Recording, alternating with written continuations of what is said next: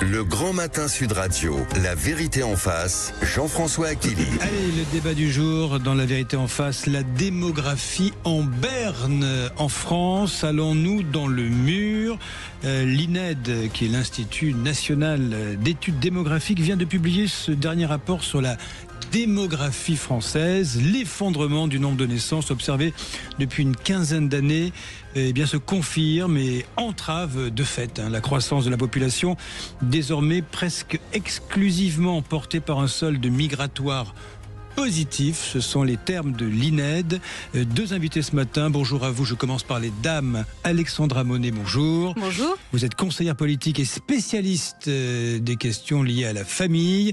Et également présent Bartholomé Lenoir, bonjour. Bonjour, merci de l'invitation. Député de la Creuse, porte-parole de l'UDR et auteur d'une proposition de loi pour relancer une politique nataliste. Si vous le permettez, je commence par vous, Bartholomé Lenoir. Alors vous nous appelez, la vérité en face, comme d'hab, 0826 300 300 si vous voulez réagir à ce sujet qui est tout sauf anecdotique. Il en va de l'avenir de la population française. Bartholomé Lenoir, vous dites proposition de loi, qu'est-ce qu'il y a dedans pour relancer une politique nataliste? Alors il y a en tout cas ce qu'il y a dedans, c'est le rétablissement de tout ce que François Hollande avait supprimé ou modifié en 2014 et qui avait dans mon rapport, on peut très bien le voir, qui avait induit une baisse très significative de la démographie française. Ah, lapsus. Ouais. Mais il y avait donc là-dessus la fin de l'universalité des allocations familiales, le plafonnement du quotient familial. Et donc dans mes propositions, j'ai indiqué qu'il fallait remettre tout cela pour restituer la confiance des Français dans une politique familiale de notre pays. Donc ça c'est très important. Et en plus il y avait aussi, parce qu'en France, on a une tradition des allocations familiales dès le deuxième enfant. C'est une tradition depuis De Gaulle, etc. Et nous considérons qu'il faut l'ouvrir dès le premier enfant, car nous apercevons que beaucoup de familles ont aujourd'hui un doute sur le fait d'avoir un premier enfant, et que le pas pour le premier enfant est de plus en plus difficile. Dans un contexte budgétaire, c'est même pas qu'il soit contraint, c'est catastrophique, donc c'est compliqué quand même, non?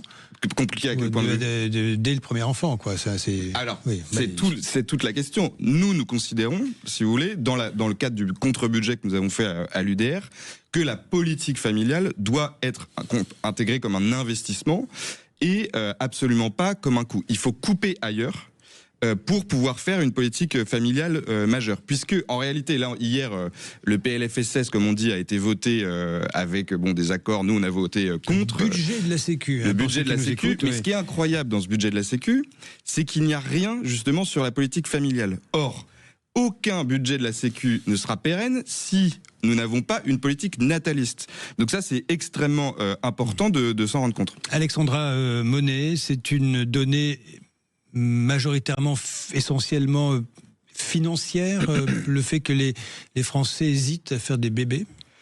Alors déjà, je voudrais dire qu'effectivement, le titre du débat, c'est la démographie en berne. Ça, je pense qu'on ne va pas revenir dessus parce que les chiffres le montrent. Vous êtes d'accord avec ça? Bien évidemment. Oui. En revanche, ce n'est pas une fatalité. Et on n'a pas forcément besoin d'une politique nataliste pour faire remonter la natalité, tout simplement parce que les injonctions aux Français de faire des enfants, ça n'a jamais fonctionné. Enfin, les discours de ce style-là n'ont jamais fonctionné. Aujourd'hui, c'est pas tout à fait vrai, parce que quand vous avez la réforme de François Hollande, vous avez une baisse. Oui, mais les parents donc, si la politique familiale ne font pas des enfants pour la démographie ou pour les retraites ou parce qu'on a un souci. C'est important. Ça, c'est tout à fait vrai. Mais vous pouvez aider les familles à avoir des enfants. Et ça a un impact. Je suis d'accord là-dessus, mais c'est pour ça que je n'aime pas ce terme de politique nataliste. Pourquoi est-ce que les Français ne font plus d'enfants? Alors, l'objectif n'est pas de faire en sorte de dire aux Français de faire des enfants, mais d'aider ceux qui veulent faire des enfants. Et on voit qu'aujourd'hui, les familles françaises souhaitent plus de 2 enfants. Et donc aujourd'hui, le problème de la natalité, c'est un empêchement, mais c'est un empêchement collectif. Et effectivement, il est multifactoriel. Il y a la question financière, bien évidemment, puisque... Donc la question financière, c'est le pouvoir coût d'achat, de la vie, le pouvoir d'achat. C'est le pouvoir d'achat qui mène d'ailleurs au problème du logement, notamment dans les grandes villes. Les loyers ou le logement globalement. Ou l'achat, effectivement, d'un appartement, surtout majoritairement dans les grandes villes, où aujourd'hui les familles ne peuvent plus se loger. Et vivre dans un 2 pièces, c'est compliqué. C'est compliqué. Oui. Même faire 3 enfants et vivre dans une pièce. Je connais beaucoup de familles dont c'est le cas. Mais il n'y a pas que cette question financière. Il y a aussi ce qui revient énormément, et surtout chez les femmes. Et je suis désolée de remettre la femme au cœur du sujet, mais c'est quand même important sur le sujet de la natalité. C'est la conciliation vie pro, vie perso.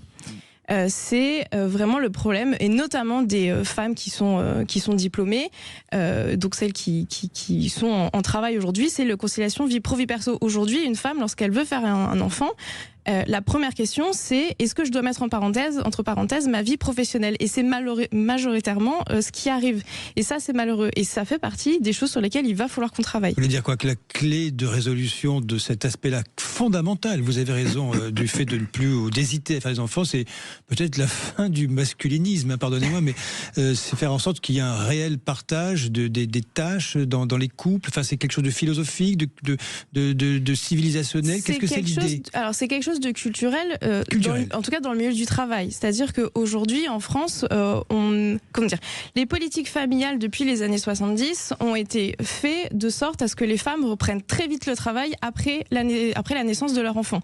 Aujourd'hui, le congé maternité, c'est une femme retourne, si elle prend que le congé maternité, une femme retourne au travail, son enfant a 2 mois et demi.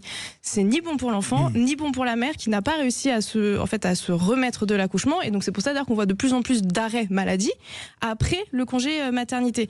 Et donc, en fait, il faut vraiment remettre ça au centre du jeu. C'est-à-dire que la conciliation vie pro, vie perso, c'est pour une femme de pouvoir se permettre d'avoir des enfants, de s'en occuper, de se remettre elle-même, mais tout en gardant sa carrière. Bartholomé Lenoir, sur cet aspect-là des choses, on va paraphraser le titre du livre de Ségolène Royal, qui était notre invité l'autre matin, mais qui va garder les enfants, c'était ironique.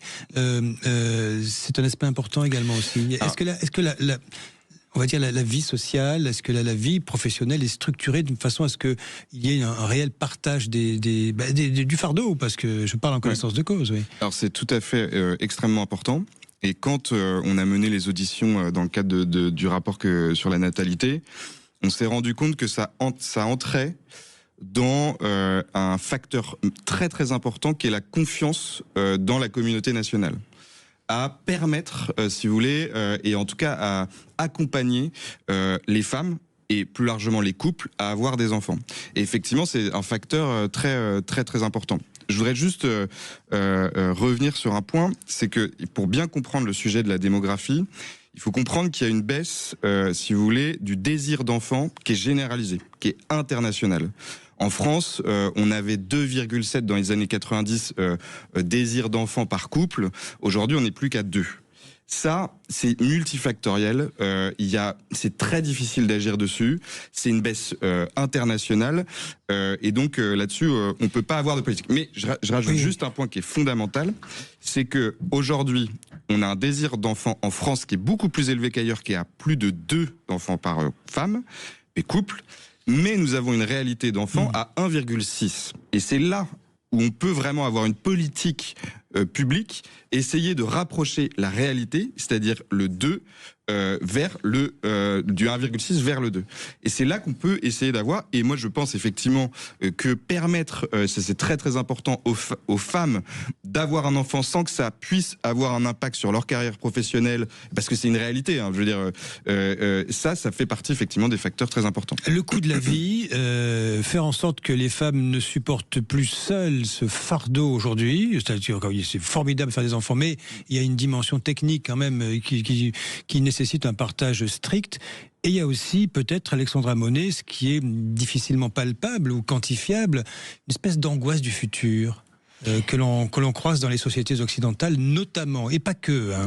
Alors c'est vrai que c'est un des freins qui touche surtout les jeunes générations, donc celles qui sont déjà en âge de faire des enfants ou celles qui vont l'être bientôt. De quoi demain sera fait, quoi. Exactement, c'est-à-dire qu'aujourd'hui, la jeune génération a peur de l'avenir, donc c'est-à-dire a peur à cause des guerres, a peur à cause de l'écologie, parce que c'est quand même un sujet très, très important. Là-dessus, on s'est rendu compte que effectivement le changement climatique, avait un impact, mais quand même très très faible dans le désir d'enfant, et donc c'est à relativiser. Oui, bien sûr, mais je veux dire, ça fait partie de ce fameux pack, entre guillemets, de la peur de l'avenir, qui touche essentiellement les jeunes générations. Et c'est vrai que malheureusement, sur ce point-là, en termes de politique publique, ça va être difficile de jouer là-dessus. Ah oui, c'est comment rassurer. Oui, allez-y. Moi, j'ai une théorie que sur ça. On part de la baisse généralisée. Moi, je me rends compte que on arrive quand même dans un monde, l'artificialisation du monde. C'est-à-dire avec un monde de plus en plus numérique, avec l'intelligence artificielle qui ne séduit pas, ou en tout cas atténue le désir naturel d'avoir des enfants. Et je pense qu'on a une opposition entre nature et artificialisation, et l'aspiration vers le monde de l'artificiel, du numérique, est une question. Est-ce qu'on a vraiment envie d'avoir des enfants dans ce monde-là? Je pense que c'est un facteur qui est peu étudié, mais qui a son importance. Quelle est la réalité du solde migratoire dans cette affaire? Comment relancer notre natalité? Vous avez commencé à ébaucher des débuts de réponse. Nous restons sur ces questions fondamentales, hein. Et puis, quelle est la trajectoire aussi pour les prochaines décennies en ce qui concerne la population française? Vous restez avec nous, Bartholomé Lenoir, Alexandra Monet. Dans un court instant, nous reprenons cet échange dans la suite de La Vérité en face. Le Grand Matin Sud Radio, La Vérité en face. Jean-François Akili. Avec Alexandra Monet, conseillère politique, spécialiste de la famille, Bartholomé Lenoir, député de la Creuse, très beau département, porte-parole de l'UDR, auteur d'une proposition de loi pour relancer une politique nataliste. Je peux vous assurer que la discussion s'est poursuivie hors micro. Tiens, Bartholomé Lenoir, affinez votre idée vous disiez d'artificialisation, d'émergence du numérique. C'est quoi l'idée? Oui, je pense que le monde artificiel, avec l'émergence effectivement du fait qu'on scrolle toute la journée sur notre portable. Faites des bébés, arrêtez de scroller. Ça pourrait être un slogan. Alors, en tout cas, je ne sais pas s'il faut avoir une injonction, mais je pense qu'effectivement, on a de par l'artificialisation du monde, donc c'est le monde numérique, l'intelligence artificielle qui restreint les contacts sociaux. Je pense que effectivement, ça peut avoir un impact concret et direct sur la baisse du nombre d'enfants, mais même sur le désir d'enfant, parce que je suis pas sûr qu'on a envie, qu'on puisse avoir envie d'avoir des enfants dans un monde artificiel plutôt que dans un monde naturel. Et quand on parle, vous avez dit, il y a la possibilité du retour de la guerre qui est réelle en Ukraine, le changement climatique, ça c'est tout à fait vrai, mais en réalité, dans des périodes historiques l'état du monde, hein, oui. Et l'état du monde, mais dans des périodes historiques très très difficiles, il y a eu des croissances démographiques. Donc je pense qu'il faut aller chercher d'autres raisons ailleurs. Il faut chercher d'autres raisons ailleurs, vous dites, Alexandra Monet. Quid du solde migratoire? C'est l'INED qui le dit, qu'au fond, la croissance, il y a trop de décès et pas assez de naissances, hein, c'est aussi bête que ça, sur le solde négatif, et la progression qui se poursuit est due à l'immigration. Alors, est-ce que c'est un sujet ou pas? Alors, c'est un sujet si on veut maintenir notre système social et si on veut maintenir notre système de croissance. En fait, la question, elle est là. C'est-à-dire que le problème démographique, il est lié directement à ça. On va pas demander aux gens de faire des enfants, encore une fois, pour pour améliorer notre démographie. Ça ne fonctionnera pas. En revanche, il faut quand même se poser la question de savoir, est-ce qu'on a envie de maintenir le système social existant aujourd'hui? Est-ce qu'on a envie de maintenir notre système de croissance? Si on n'a pas recours à l'immigration, si on continue à avoir une natalité en berne et si on n'a pas recours à l'immigration, ces deux systèmes-là ne pourront pas fonctionner. La preuve, en Italie, le gouvernement de Giorgia Meloni, qui était à la base contre une immigration massive, finalement a eu recours à l'immigration parce qu'ils se sont rendus compte qu'ils n'avaient pas le choix pour maintenir leur système. En régularisant massivement, hein. Oui, exactement. Il y a un référendum d'ailleurs qui est passé pour augmenter les quotas d'immigration, mais ils se sont rendus compte qu'ils n'avaient pas eu le choix. L'Allemagne l'a fait, Bartholomé Lenoir, l'Allemagne l'a fait parce que la population vieillissait plus vite que la nôtre, avec une validation d'une politique d'immigration forte, et elle en revient aujourd'hui. Déjà, moi, je m'inscris en faux. Je pense qu'il est possible d'augmenter le nombre d'enfants par couple, puisque le désir d'enfant, comme on en a parlé tout à l'heure, est supérieur à la réalité. Donc je pense qu'une politique publique peut nous amener à 2 enfants par couple, ce qui est le taux de renouvellement qui permettrait de ne pas avoir d'immigration dans ce sens. C'est ce que j'avais dit. C'est ce que j'avais dit à la ministre de Madame Vautrin à l'époque où elle n'était pas ministre des Armées. Je ne crois pas qu'il faille remplacer l'absence d'une politique de natalité et familiale par une politique immigrationniste, puisque les conséquences culturelles de cette immigration seront énormes et sont déjà visibles partout. Nous sommes d'accord tous les deux, quand nous disons favoriser une natalité française, c'est de toutes les origines au sein de la population française. C'est chez les Français. Oui, chez les Français, de toutes les origines, de toutes les obédiences, etc. La communauté nationale, tout à fait. La communauté nationale. Alexandra Monet, vous pensez que il faut qu'il y ait un discours public favorable à la natalité, je ne sais pas, des campagnes de communication, vendre un peu de bonheur, hein. Vous disiez à juste titre sur la place de la femme, c'est très juste, c'est pas vraiment encore dans les mœurs tout ça, hein. Nous sommes en 2025 et il y a toujours cette inégalité femmes-hommes. Je pense que le fait de vouloir ou non un enfant, c'est quelque chose qui est très intime et très personnel. Donc c'est pour ça qu'on ne peut pas demander aux gens et obliger les gens à faire des enfants. En revanche, tous les freins qu'on a cités depuis le début, ça c'est un échec collectif. Et c'est là-dessus sur lequel l'État peut agir. Et donc c'est là-dessus qu'il faut qu'on mette en place une politique publique, en tout cas des politiques publiques. Et donc oui, il y a un discours au niveau de l'État qui doit accompagner ça. Je parlais des femmes. Si on prend l'exemple du postpartum, aujourd'hui, la mortalité maternelle, enfin le suicide maternel est aujourd'hui la première cause de mortalité chez les mères. C'est le suicide maternel. Personne n'en parle, personne ne le sait, alors que c'est juste un fait. Et là-dessus, c'est quoi? C'est-à-dire jouer sur le postpartum, et ça veut dire jouer aussi sur le fait que, en tout cas, sensibiliser. C'est sensibiliser le monde du travail, sensibiliser la population, l'opinion publique au fait qu'une femme, quand elle accouche, c'est tout un bouleversement qui arrive en elle. Et donc non, au bout de 2 mois et demi, elle ne peut pas reprendre le travail comme si en fait elle était partie en vacances. Au bout de 2 mois et demi, 1, elle n'est pas partie en vacances, elle a quand même accouché, et 2, elle a quelque chose à la maison qui s'appelle un enfant et qui restera là toute sa vie. Donc il faut vraiment, par exemple sur le postpartum, là aussi c'est un discours, effectivement, c'est une campagne nationale, moi c'est comme ça que je l'avais imaginé, en tout cas une campagne de sensibilisation à l'échelle nationale du postpartum. Non, ce n'est pas un sujet tabou, oui il faut en parler. Bartholomé Lenoir. Et il faut aussi, moi j'ai deux enfants, il faut aussi permettre aux pères d'être beaucoup plus présent et que l'absence du père, on en parlait en off tout à l'heure, à l'Assemblée nationale aujourd'hui, moi j'ai donc un jeune enfant, je n'ai pas de délégation pour me permettre d'être à la nuit à la maison. Et donc c'est toujours sur la mère et ça c'est un véritable problème. Et juste un point sur la communication, je pense qu'il faut évidemment laisser la liberté. La France, c'est le pays de liberté. Et en revanche, une campagne fête des bébés, ça va barber tout le monde. Non, mais c'est pour ça qu'il faut dire. On l'a vu avec le réarmement démographique. C'est pour ça qu'il faut dire. Si vous décidez d'avoir des enfants, l'État sera à vos côtés. Et c'est ça le message. Et quand François Hollande change la politique familiale, qui est pourtant constitutionnelle, je pense qu'il faut bien le rappeler, hein, c'est dans la Constitution. Pour vous, ça a été le frein. Ça a été, il a dit. L'État n'est plus à vos côtés. Et il y a eu, je termine par ça, dans les auditions qu'on a menées, un exemple, une personne qui nous a dit de façon très intéressante, les communautés religieuses, ceux qui appartiennent aux communautés religieuses ou qui se sentent accompagnés par une communauté, ont plus d'enfants que le reste des Français. Donc il faut que la communauté nationale assure un soutien aux familles. Alexandra Monet. Oui, je voulais juste rebondir sur 2 points. Le premier, c'est effectivement sur la participation des pères. Aujourd'hui, on a des pères qui veulent de plus en plus participer. La preuve, on a 70% aujourd'hui des pères qui prennent le congé paternité. Ce qui n'était pas forcément gagné au départ parce que justement dans le monde du travail et dans le monde de l'entreprise c'était mal vu. Donc il y a aussi ce point où il faut effectivement aider les pères à prendre leur place au sein de la famille. Et c'est-à-dire typiquement réfléchir aussi à un congé qui soit équivalent entre les pères et les mères. Parce que la mère a besoin physiquement de se retrouver, mais elle a aussi besoin d'aide. Et aujourd'hui les mères ont très peur quand les pères en fait reviennent au travail parce qu'elles se sentent toutes seules.